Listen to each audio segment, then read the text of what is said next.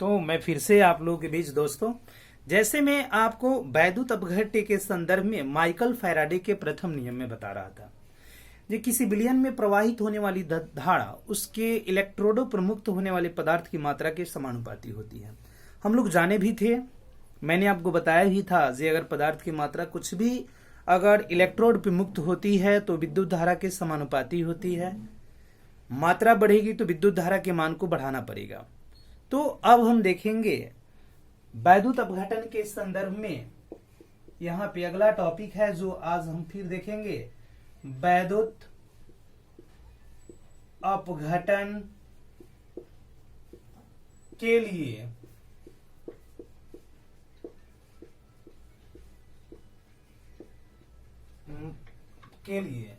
Faraday का नियम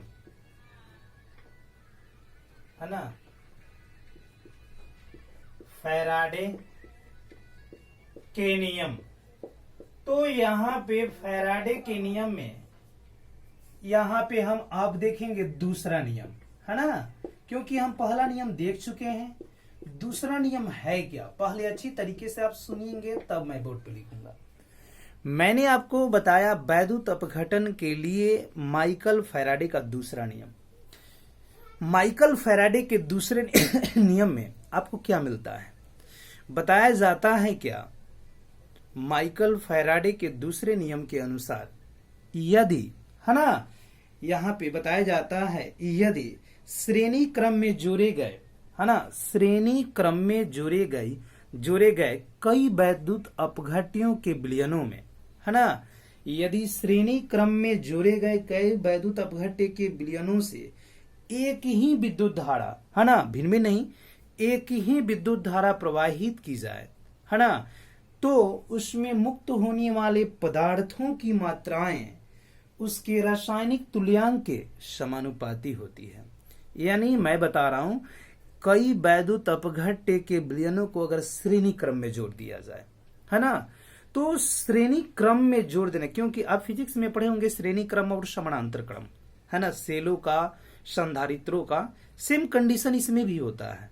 तो अगर श्रेणी क्रम में जोड़ दिया जाए और उसमें एक ही विद्युत धारा प्रवाहित किया जाए, 10 एम्पियर तो 10 एम्पियर, 5 एम्पियर तो 5 एम्पियर, यानी एक ही विद्युत धारा प्रवाहित की जाए तो उससे इलेक्ट्रोड पर पदार्थ की मात्रा मुक्त होगी जो विद्युत रासायनिक तुल्यांक के समानुपाती होगी है ना। तो इसको मैं लिख दे रहा हूं, एक्सप्लेन कर रहा हूं, गणितीय रूप भी बता रहा हूं, आप देखेंगे। आप देखिए, वैद्युत अपघटन के लिए फैराडे के दूसरे नियम के अनुसार यदि श्रेणी क्रम में जोड़े गए है ना, देखेंगे यदि श्रेणी क्रम में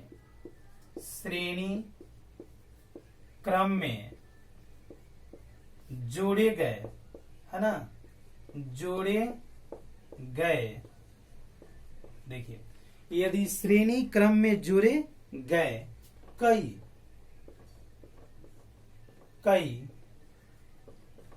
यदि श्रेणी क्रम में जोड़े गए कई वैद्युत अपघट्य के विलयनों से, वैद्युत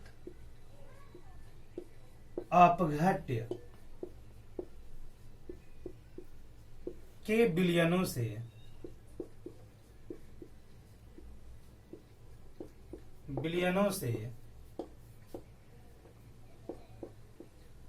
एक ही विद्युत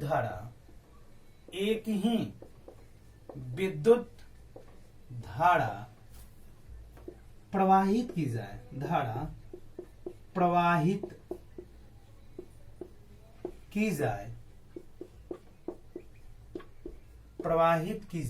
एक ही विद्युत धारा प्रवाहित की जाए तो उससे मुक्त होने वाले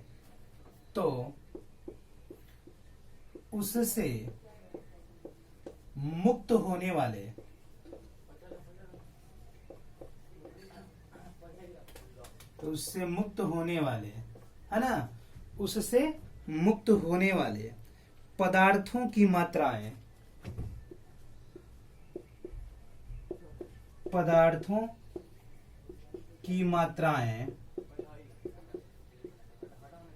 है ना, पदार्थों की मात्राएं यहाँ पे बताते हैं, पदार्थों की मात्राएं उसके रासायनिक तुल्यांक के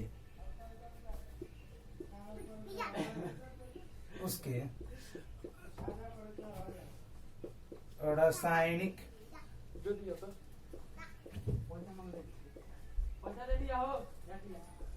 तुल्यांक के समानुपाती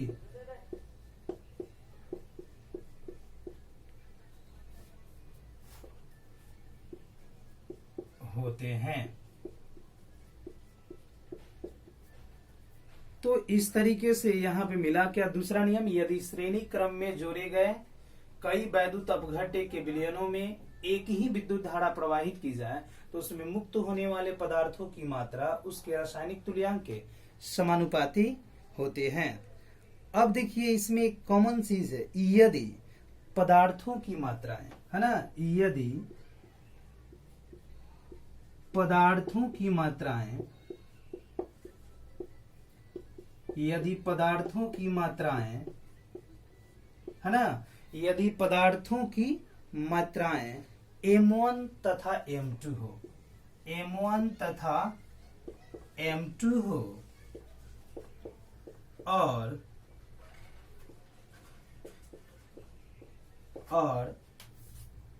रसायन तुल्यांकी भार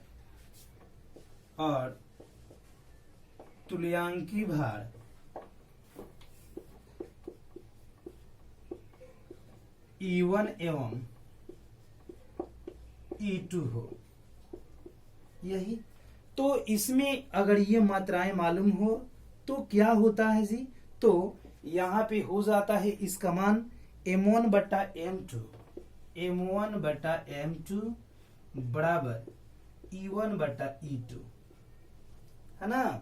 अब इसमें अगर आप जानिए, यहाँ पे मैं लिखता हूं प्रथम नियम से, केयर करेंगे प्रथम नियम से हमें क्या मिला था, M बराबर मिला था C गुने Z गुने C गुने T, यही मिला था। तो प्रथम नियम से अगर M1 के जगह पर हम लोग लिखे ZC यानी Z1 C1 T1 और बट्टा में यहाँ पे उसी तरीके का मान अगर हम रखना शुरू कर दें, Z1 है ना C T, यहाँ पे कर दें Z2 और यहाँ पे CT बराबर E1 और यहाँ पे क्या हो जाए E2। तो अब देखिए CT दोनों में कॉमन है तो आसानी से हम काट सकते हैं।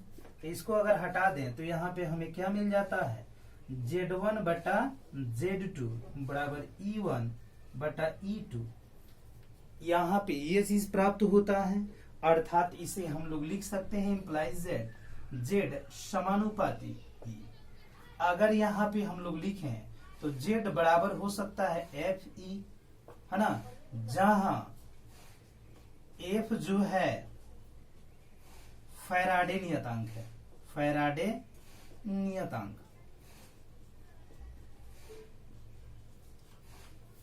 फैराडे नियतांक है।